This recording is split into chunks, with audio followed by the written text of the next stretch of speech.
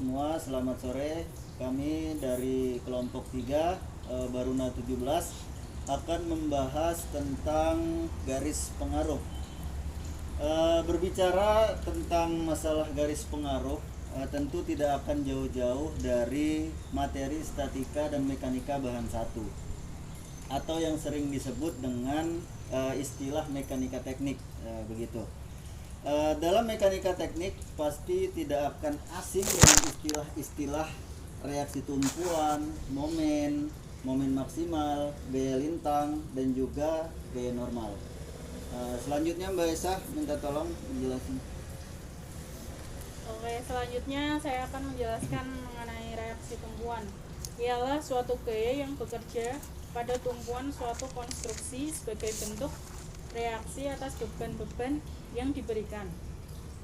Sedangkan momen, gaya lintang, gaya normal merupakan suatu besaran gaya yang bekerja pada titik-titik tertentu dengan ketentuan yang berlaku pada masing-masing gaya tersebut. Kembali ke masalah utama tadi mengenai garis pengaruh. Garis pengaruh sendiri ialah suatu garis yang menunjukkan besarnya pengaruh pada suatu muatan untuk setiap perubahan kedudukan muatan. Selanjutnya rekan saya yang akan menjelaskan. Bagian selanjutnya yaitu garis pengaruh mempresentasikan efek dari beban bergerak pada titik tertentu dalam suatu struktur. Sedangkan diagram gaya dalam MDN merupakan representasi efek dari beban tersebut terhadap keseluruhan bagian struktur. Jadi, besarnya garis pengaruh selalu dipengaruhi oleh kedudukan dari suatu muatan atau yang kita sebut dengan istilah beban berjalan. Contoh beban berjalan antara lain beban pada jalan rel, jalan raya, jembatan, lapangan udara, fasilitas publik, dan lain-lain sebagainya. Selanjutnya akan dijelaskan oleh rekan saya. Silakan. Baik, terima kasih ada Mas Umar, ada Mbak Aisyah dan Mas Kevin yang telah memberikan sekilas gambaran umum tadi kan. Oke, kemudian apa saja sih jenis-jenis dari garis pengaruh yang akan kita pelajari ini? Yang pertama ada garis pengaruh gaya reaksi, yaitu yang mana pengaruhnya jelas terletak pada tumpuan kan gitu, karena reaksi tumpuan.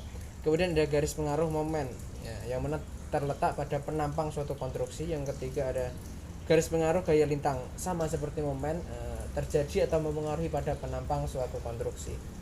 Setelah pemaparan singkat, kemudian lalu bagaimana sih penerapannya? Apa sih penerapannya kan gitu? Di lapangan tuh seperti apa kan gitu? Oke, yang pertama penerapannya tuh ada dalam konstruksi balok di atas dua tumpuan. Lebih kurangnya seperti ini ilustrasinya. Di sini ada tumpuan yang pertama, asumsikan sebagai A.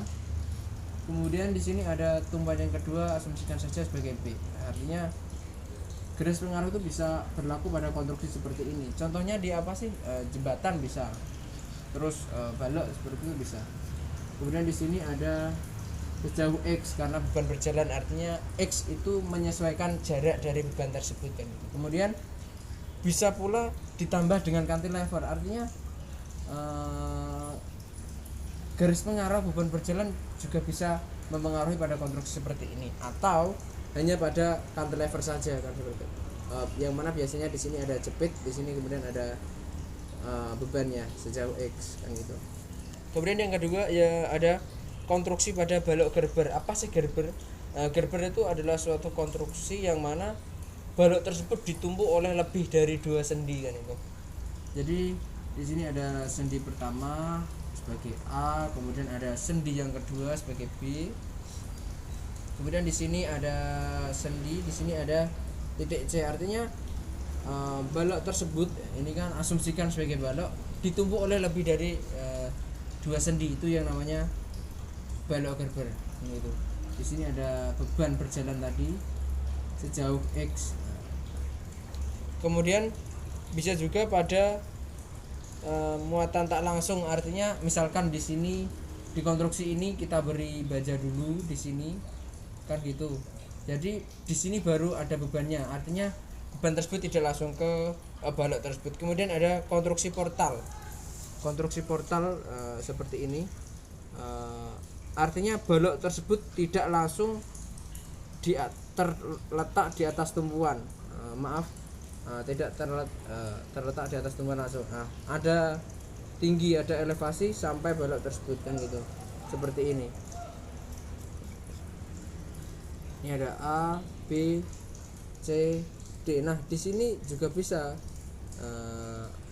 jauh X kan gitu. Ini ada Y, tingginya berapa? Portal kan gitu.